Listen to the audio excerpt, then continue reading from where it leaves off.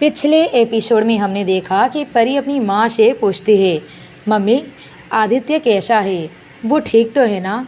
क्या उसने आपको मेरे बारे में नहीं बताया? तो पीछे से आवाज़ आती है, बताया था।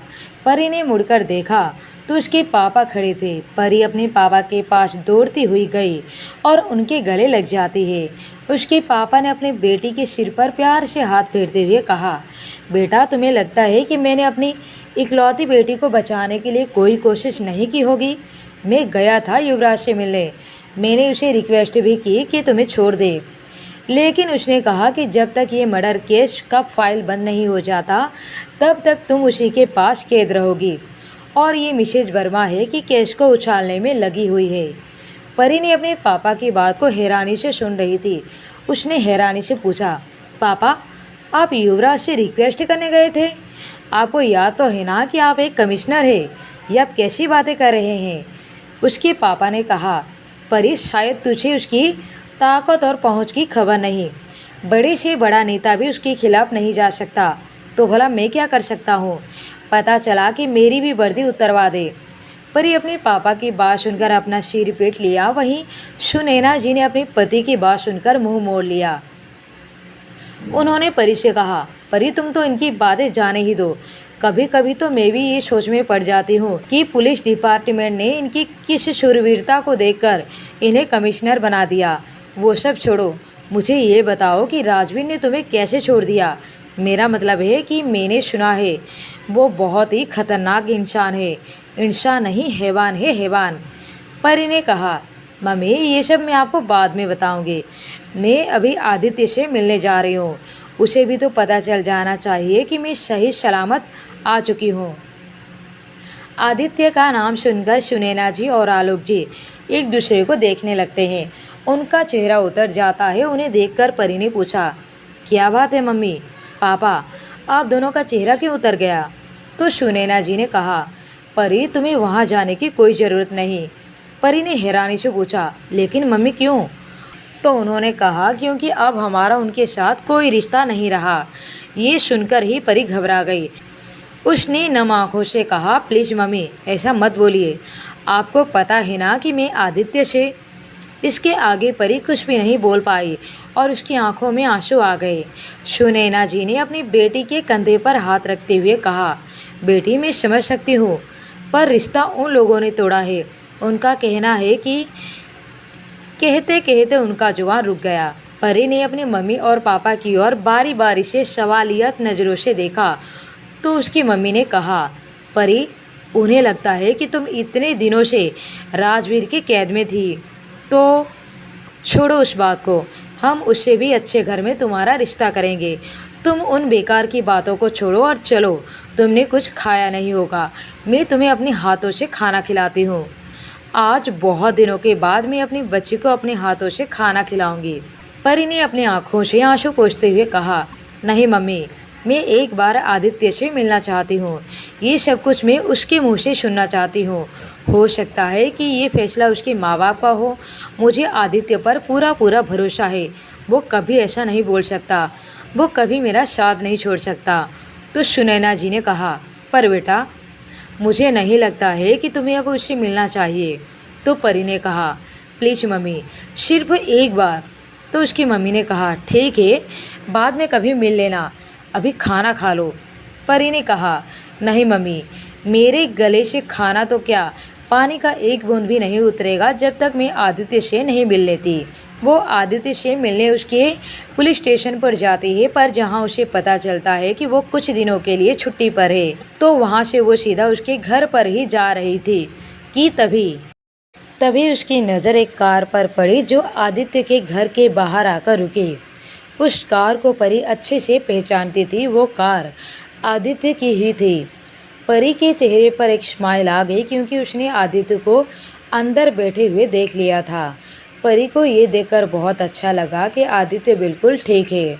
मन ही मन उसे सुकून मिल रहा था। तभी आदित्य कार से उतरा और दूसरी साइड जाकर कार का डोर खोला। डोर खोलते ही एक लड़की बाहर आई। परी के कदम जो आदित्य की तरफ बढ़ रहे थे वो अब अचानक से रुक गए। वो लड़की कोई और नहीं बल्कि आदित्य की एक्स गर्लफ्रेंड ऋचा थी। परी से एंगेजमेंट होने से पहले आदित्य ऋचा के साथ डेट कर चुका था। आदित्य और ऋचा एक दूसरे की बाहों में बाहें डालकर घर के अंदर चले जाते हैं। परी उन्हें देखकर ही बता सकती थी कि वो दोनों एक दूसरे के साथ काफ़ी खुश है। परी की आंखों में अचानक से आंसू निकल जाते हैं। कुछ ही दिनों में परी ने अपना सब कुछ खो दिया था। उसने उस शख्स को खो दिया जिसे वो बेइंतहा प्यार करती थी। अब परी को युवराज के ऊपर बहुत गुस्सा आ रहा था। उसकी वजह से ही ये सब कुछ हुआ, सिर्फ और सिर्फ उसकी वजह से। जो नफ़रत उसके दिल में युवराज के लिए थी वो अब धीरे धीरे कम होने लगी थी, लेकिन अब दोबारा से उसके दिल में अचानक से युवराज के लिए नफ़रत बढ़ गई। उसका सब कुछ खत्म हो चुका था, वो भी सिर्फ और सिर्फ युवराज की वजह से। उसने अपनी आंखें बंद कर ली और कहा, युवराज राठौड़, मैं आ रही हूँ तुम्हें बर्बाद करने, तुमसे तुम्हारा सब कुछ छीनने, जैसे तुमने मेरा सब कुछ छीन लिया। यहाँ युवराज अभी भी अपने ऑफिस में बैठा हुआ था, अपने लैपटॉप पर कुछ काम कर रहा था। पता नहीं क्यों अब उसका मन घर जाने के लिए बिल्कुल भी नहीं हो रहा था, और ये सब कुछ परी के वजह से था। लेकिन ये बात युवराज मानने के लिए तैयार नहीं था। उसका दिल बिल्कुल भी ये मानने के लिए तैयार नहीं था कि वो सिर्फ परी के घर पे ना होने की वजह से आज घर जाने का उसे मन नहीं था। कुछ सोचकर उसने एकदम से अपना लैपटॉप बंद किया, अपनी जगह से उठ गया, अपना कोट उठाया और फ़ोन लेकर अपने कैबिन से बाहर आ गया। कुछ ही देर में युवराज घर पर पहुंचा और जैसे ही कार से बाहर निकला उसका चेहरा बिल्कुल कठोर हो गया। वो जब अंदर गया तो उसे एहसास हुआ कि जैसे घर में कोई है। वह आगे बढ़कर उसने जो देखा उसे देखकर उसकी आंखें हैरानी से भर आई। डाइनिंग टेबल पर ढेरों खाना लगा हुआ है और परी एक चेयर पर बैठकर उस खाने को निपटाने में लगी हुई है। आधा तो वो ख़त्म कर ही चुकी थी। युवराज डाइनिंग टेबल की तरफ बढ़ा और जाकर परी के बगल में खड़ा हो गया और पूछा, तुम वापस क्यों आ गई और यहाँ क्या कर रही हो? परी को कोई जवाब ना देता देखकर युवराज ने थोड़ा गुस्से में पूछा, मैं तुमसे कुछ पूछ रहा हूँ, तुमने बताया नहीं कि तुम यहाँ क्या कर रही हो? तो परी ने खाना ठूंसते हुए कहा, तुम्हारी नज़रें कमज़ोर है क्या? तुम्हें दिखाई नहीं देता कि मैं खाना खा रही हूँ? ये मुझे भी दिखाई दे रहा है कि तुम खाना खा रही हो, लेकिन तुम यहाँ क्यों खा रही हो? तुम तो अपने घर चली गई थी ना? युवराज ने उसे देखते हुए पूछा। परी ने कहा, हाँ गई थी, लेकिन घर वालों ने मुझे घर से निकाल दिया और मेरे पास रहने के लिए कोई जगह नहीं है, इसलिए मैं वापस यहीं आ गई। युवराज ने थोड़ा सख्त होते हुए कहा, वो तुम जानो, वो तुम्हारा मैटर है, मेरा नहीं। अब तुम यहाँ से अभी के अभी निकलो।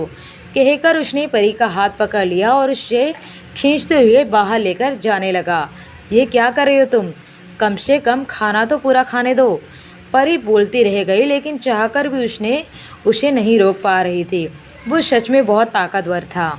युवराज ने परी को ले जाकर दरवाजे के बाहर कर दिया और उसके मुंह पर दरवाज़ा बंद कर दिया। लेकिन परी भी कहाँ हार मानने वाली थी, और इतनी आसानी से तो बिल्कुल भी नहीं। उसने दरवाजे को काफ़ी देर तक पीटा और उसकी बात वही गार्डन में वह इधर से उधर घूमने लगी, लेकिन वहाँ से गई नहीं। उसकी नज़र बार बार युवराज के रूम की तरफ जा रही थी। युवराज भी अपने रूम की खिड़की के पर्दों के बीच से परी को देख रहा था। उस वक्त उसका फ़ोन बजा। उसने फ़ोन को रिसीव किया और कहा, बोलो। तो सामने से एक बॉडीगार्ड ने कहा, बॉस, मिस परी अभी कुछ देर पहले आपके घर का डोर पीट रही थी। युवराज ने कहा, उसको वहीं रहने दो। सामने से बॉडीगार्ड ने कहा, हम उसको गेट से बाहर कर दें? ये सुनकर युवराज का गुस्सा अचानक से बढ़ गया और उसने चिल्लाते हुए कहा, उसको हाथ लगाने के बारे में सोचना भी मत। अगर उसे हाथ लगाया तो तुम कल का सूरज भी नहीं देख पाओगे। युवराज का ऐसा गुस्सा देखकर बॉडीगार्ड डर गया और उसने आगे कुछ कहने की हिम्मत नहीं की। थोड़ी देर के बाद युवराज डाइनिंग टेबल की ओर जाता है और देखता है जहाँ परी बैठी हुई थी। तभी उसके घर का डोरबेल बजता है। तब राधा आंटी ने सुना, वो कुछ काम कर रही थी। वो बाहर आई तो युवराज ने उसे दरवाज़ा खोलने के लिए मना कर दिया और कहा, आप जाकर सो जाइए।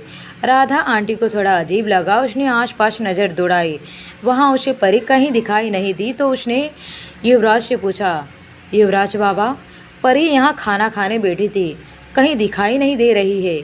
तो युवराज ने उनकी बातों का कोई जवाब नहीं दिया और दरवाजे की तरफ बढ़ गया। राधा आंटी भी अब वहाँ से चली गई। युवराज ने गुस्से में दरवाज़ा खोला। तुम मेरी बात, इतना कहा ही था कि सामने देखकर वो हैरान रह गया, क्योंकि सामने परी अकेली नहीं थी, उसके साथ युवराज की दादी भी थी। युवराज ने हैरानी से उन दोनों की तरफ देख रहा था। दादी जी ने थोड़े गुस्से में कहा, इतनी देर क्यों लगा दी दरवाज़ा खोलने में? दादी की बात सुनकर युवराज ने कुछ नहीं कहा, अपना सवाल करते हुए कहा, दादी आप इतनी रात को यहाँ क्यों आई हो? सब ठीक तो है ना? कुछ ठीक नहीं है, दादी ने अंदर आते हुए कहा। दादी के पीछे पीछे परी भी अंदर आ गई। दादी जाकर सीधा सोफे पर बैठ गई। युवराज उनके सामने वाले सोफे पर बैठ गया। दादी क्या बात हो गई जो आप इस तरह अचानक से यहाँ हो? युवराज पूछा। बात तो बहुत बड़ी है, दादी ने परेशान होते हुए कहा। ऐसी भी क्या बात है दादी, सब कुछ ठीक तो है ना? दादी को परेशान होते हुए देखकर परी ने पूछा। युवराज ने परी को घूरते हुए कहा, तुम्हें हमारे फैमिली मैटर के बारे में कुछ भी बोलने की ज़रूरत नहीं है। ये तुम किस तरह से बातें कर रहे हो परी से? ये तुम्हारी होने वाली पत्नी है और हमारी होने वाली बहू है, तुम कैसे इस तरह से बात कर सकते हो? दादी युवराज के ऊपर गुस्सा करते हुए कहा। परी ने इस बात का फ़ायदा उठाया और दादी के कंधे पर अपना सिर रखते हुए कहा, दादी ये तो हमेशा ही मेरे साथ ऐसे ही बात करते हैं, और आज तो, कहकर परी चुप हो गई। आज तो क्या क्या किया इसने?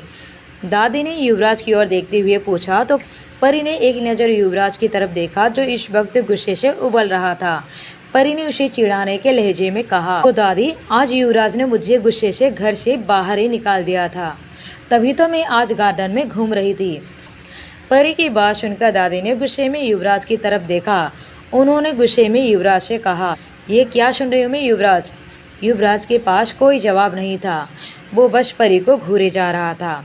युवराज को कोई जवाब ना देता देखकर दादी ने उसे डांट लगाना शुरू किया और लास्ट में कहा, युवराज अगर तुमने मेरी बहू के साथ आगे से कुछ भी गलत कहा या किया तो मुझसे बुरा कोई नहीं होगा।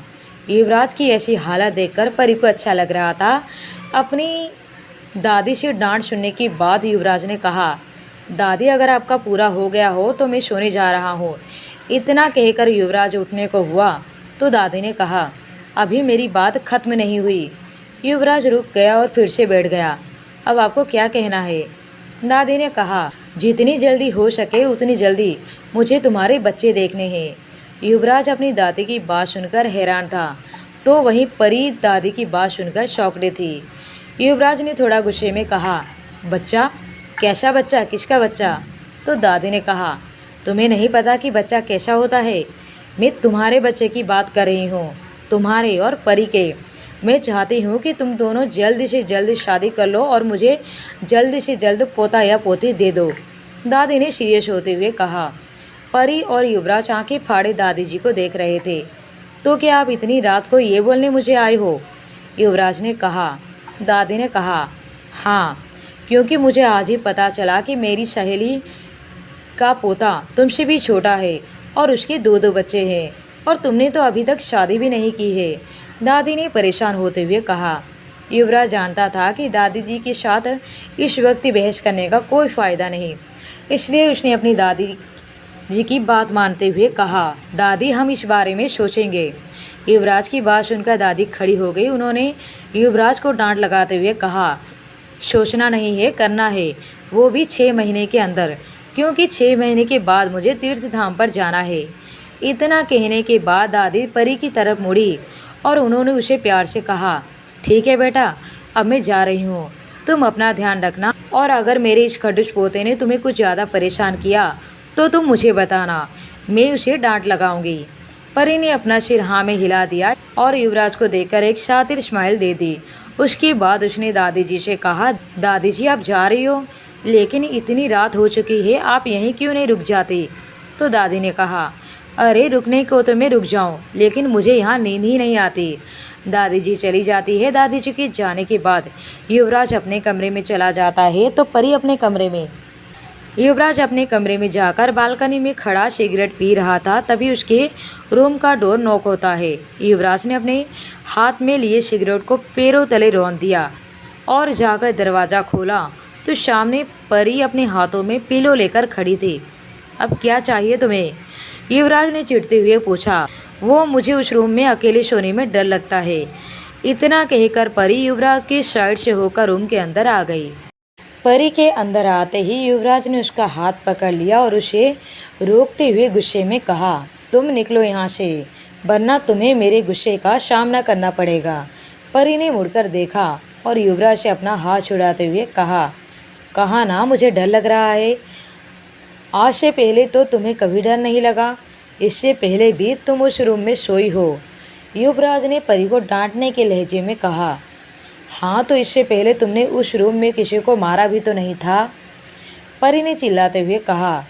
पहले तो युवराज को परी की कोई बात समझ में नहीं आई, फिर उसे याद आया कि वो तन्मय की बात कर रही थी।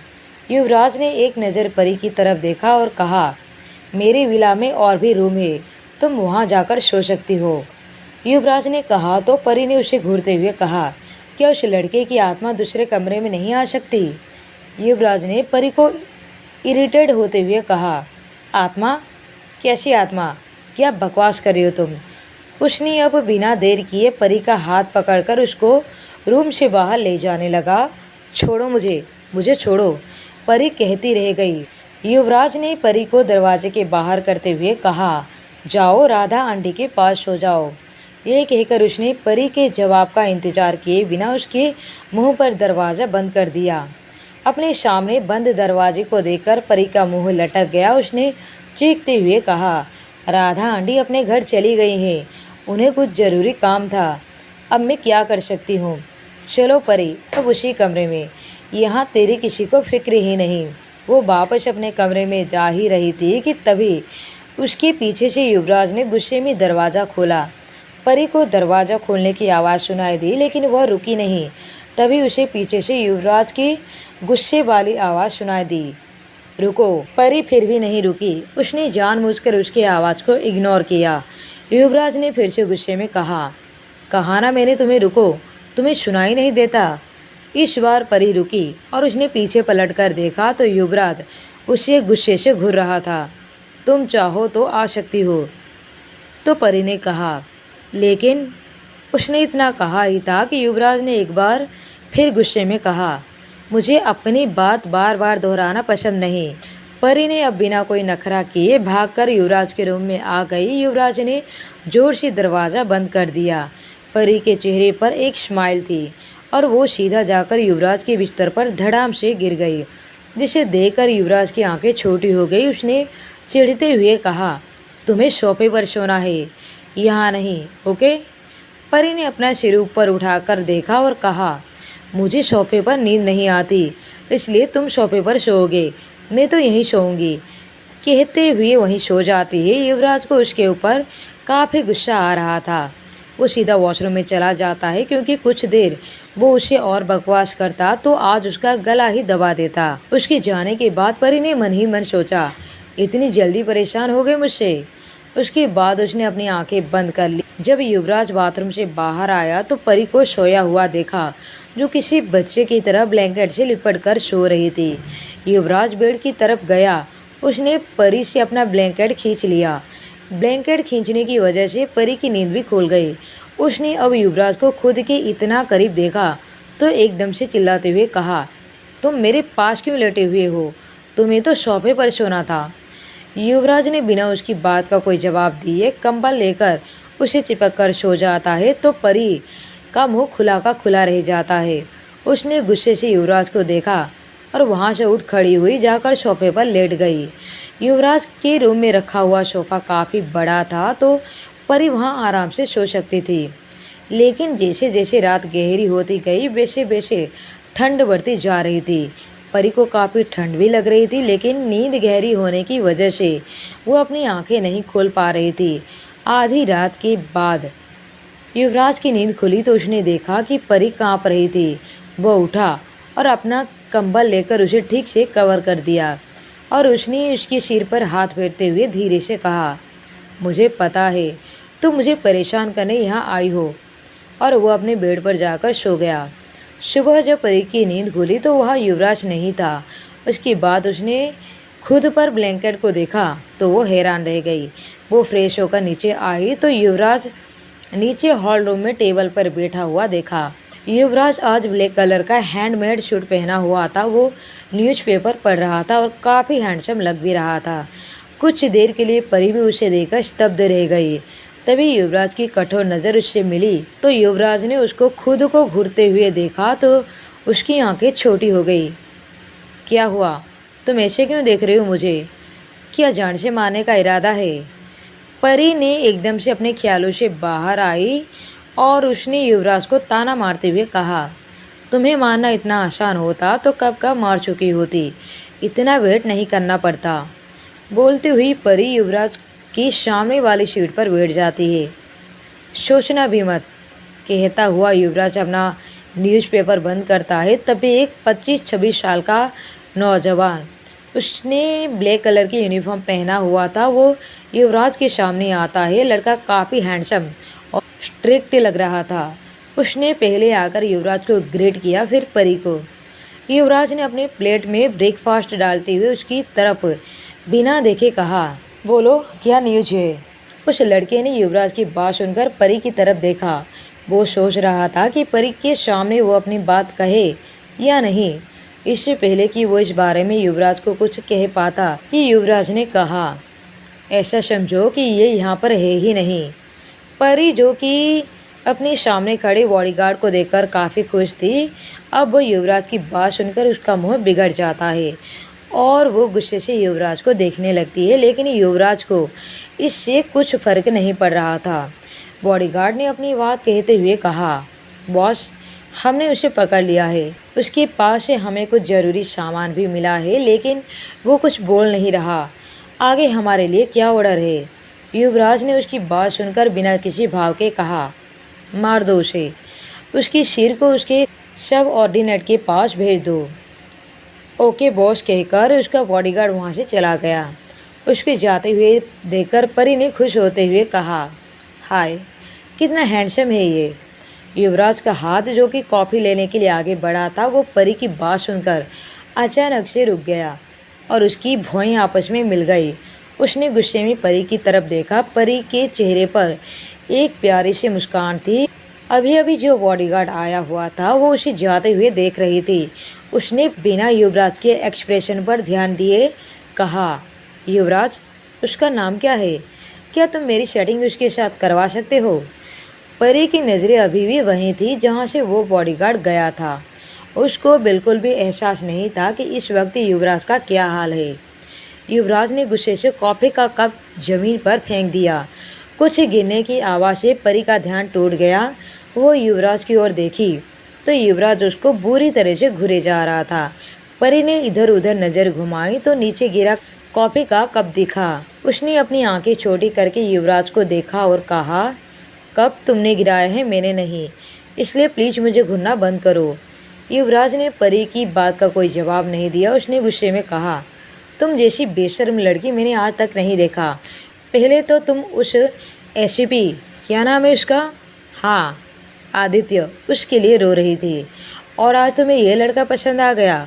तो युवराज की बातें सुनकर परी ने स्माइल के साथ कहा, लिसन मिस्टर युवराज राठौड़, ये मेरा पर्सनल मैटर है, इसलिए आप बीच में ना ही बोलो तो अच्छा होगा। परी की बात सुनकर युवराज को और भी ज़्यादा गुस्सा आ गया। उसने कहा, तो फिर ठीक है, ये जो तुम्हारा पर्सनल मैटर है ना, तुम अपने घर पे जाकर करो। ये मेरा घर है, तुम अपने घर पर जाओ, वहाँ चाहे जो कुछ भी करो, जिससे प्यार करना है करो, मुझे कोई लेना देना नहीं। युवराज की बात पूरी हुई नहीं थी कि परी ने बीच में ही गुस्से से चिल्लाते हुए कहा, तुम अपने आप को समझते क्या हो? ये सब जो कुछ भी हो रहा है वो तुम्हारी वजह से ही हो रहा है। ना तो तुम मुझे यहाँ लाते और ना ही मेरी मम्मी पापा मुझे घर से निकालते और ना ही तुम्हें मुझे झेलना पड़ता।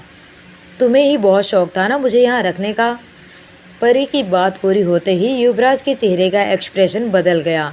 इस वक्त युवराज को काफ़ी गुस्सा आ रहा था। उसके सामने किसी लड़की की इतनी हिम्मत नहीं थी कि जुबान खोलने की और ये लड़की तो चिल्लाते हुए बोले जा रही थी। युवराज की आंखें छोटी हो गई। उसका मन तो कर रहा था कि अब भी परी का गला दबा दे, लेकिन वो चाहकर भी ऐसा नहीं कर पा रहा था। इसलिए वो गुस्से से वहाँ से उठकर चला गया। उसको जाते हुए देखकर परी के चेहरे पर एक गहरी स्माइल छा गई। परी ने टेबल को देखा तो युवराज ब्रेकफास्ट किए बिना ही चला गया था। परी ने अपने कंधे उचक दिए, अपना नाश्ता करने लगी। बाहर युवराज गुस्से में था। वो जल्दी से अपने कार में बैठ गया और ड्राइवर को ऑफिस चलने का इशारा किया। जैसे ही कार चलने वाली थी कि युवराज की नज़र उस बॉडीगार्ड पर गई जो बाहर गार्डन में खड़ा दूसरे गार्ड्स को कुछ इंस्ट्रक्शन दे रहा था। उस बॉडीगार्ड का नाम संजय था। वो 19 साल का था। तब से युवराज के लिए काम करता है और वो उसके लिए काफ़ी ईमानदार भी था। युवराज उसे निकाल तो नहीं सकता था। इस वक्त युवराज की कार में उसके अलावा 2 आदमी और थे। एक तो उसका ड्राइवर था, दूसरा उसका पर्सनल बॉडीगार्ड सुरेश था, जो हमेशा उसके साथ रहता था। युवराज ने सुरेश से कहा, सुरेश, तुम आज से यहाँ बिला में रहकर बिला की देखभाल करोगे और नए आदमियों को ट्रेनिंग भी दोगे। मेरे साथ अब संजय रहेगा। लेकिन सुरेश ने बस इतना ही कहा था कि तभी युवराज ने बीच में ही उसे रोककर कहा, फॉलो माय ऑर्डर। उसकी बात सुरेश की तो कुछ कहने की हिम्मत ही नहीं हुई। वो कार से उतर गया और जाकर संजय को पूरा मामला समझा दिया। उसकी बात सुनकर संजय युवराज की कार की तरफ बढ़ गया। युवराज उसको अपनी तरफ आते हुए देखकर उसके दिमाग में बार बार परी की कही हुई बातें घूम रही थी। संजय जाकर कार में बैठ गया। युवराज ने उसे देखकर थोड़ी जलन महसूस की और मन ही मन कहा, सही किया मैंने जो संजय को खुद के साथ रख लिया। अब मुझे किसी भी तरह परी को संजय से दूर रखना होगा। युवराज पूरे रास्ते में परी के बारे में ही सोच रहा था, कभी गुस्से में तो कभी नफरत से। इधर परी पूरे दिन भर घर में इधर से उधर, उधर से इधर चक्कर लगा रही थी। बोर होकर अब वो गार्डन में पहुंच गई। उसने एक एक कर सभी काले कपड़े पहने आदमियों पर नज़र डाली, लेकिन उसको वो बॉडीगार्ड कहीं दिखाई नहीं दिया। तभी उसके सामने गुजर रहे एक बॉडीगार्ड को रोककर उसने पूछा, यहाँ पर एक हैंडसम सा लड़का होता था। उसके काले काले बाल, काली काली आंखें होती थी, गोल सा चेहरा था। उसके चेहरे पर अक्सर काला चश्मा चढ़ा रहता था। वो लड़का नहीं दिखाई दे रहा, कहाँ है वो? परी के पूछने पर उस बॉडीगार्ड ने थोड़ा सोचकर सबकी ओर नज़रें घुमाकर कहा, मैडम, कहीं आप संजय की बात तो नहीं कर रही हैं? परी ने कुछ सोचकर कहा, हो सकता है, मुझे उसका नाम नहीं पता। तो उस बॉडीगार्ड ने कहा, आम तौर पर जितने लोग होते हैं सब है सिवाय संजय के, तो शायद आप उसी की बात पूछ रही हैं। आज बॉस अपने साथ उसे लेकर चले गए। उस बॉडीगार्ड ने कहा तो परी तुरंत समझ गई। उसने कुछ सोचा और उसके चेहरे पर स्माइल आ गई। यहाँ ऑफिस में युवराज का असिस्टेंट रोहित उसे अगली मीटिंग के बारे में बता रहा था। अचानक से युवराज की नज़र बाहर खड़े संजय पर जाती है, जिसे वो कांच की खिड़की से साफ देख पा रहा था। संजय बिल्कुल स्ट्रेट खड़ा था। उसके आसपास से गुजरने वाली लड़कियों की नज़र अपने आप ही उस पर चली जाती है, लेकिन संजय सबको इग्नोर कर रहा था। युवराज ये सब चीज़ काफ़ी देर से नोटिस कर रहा था। तभी उसे परी की कही हुई बात याद आ जाती है कि कितना प्यारा है वो। तभी युवराज ने रिपोर्ट देते हुए रोहित को हाथ दिखाकर रुकने के लिए कहा और उसे पूछता है, रोहित, क्या तुम्हें वो संजय प्यारा लगता है? रोहित ने युवराज की बात सुनी तो थोड़ी देर के लिए वो जमसा गया। फिर उसने सोचा शायद उसने कुछ गलत सुन लिया। उसने दोबारा पूछने के लिए मुंह खोला ही था कि युवराज ने कहा, तुमने जो सुना वो सही सुना, क्या तुम्हें वो प्यारा लगता है? तो रोहित ने हैरानी से युवराज की तरफ देख रहा था। उसे समझ में नहीं आ रहा था कि वो क्या जवाब दे। वो महसूस कर सकता था कि इस वक्त उसका गला अचानक से सूख गया है। अब आगे की कहानी जानने के लिए बने रहिए माय डेंजरस लवर पर। कहानी का ये एपिसोड आपको अच्छा लगा हो तो एक लाइक और एक कमेंट करना बिल्कुल भी ना भूलें। साथ ही अगर आपने इस चैनल को अभी तक सब्सक्राइब नहीं किया है तो प्लीज़ सब्सक्राइब कर ले। कहानी में बने रहने के लिए थैंक यू।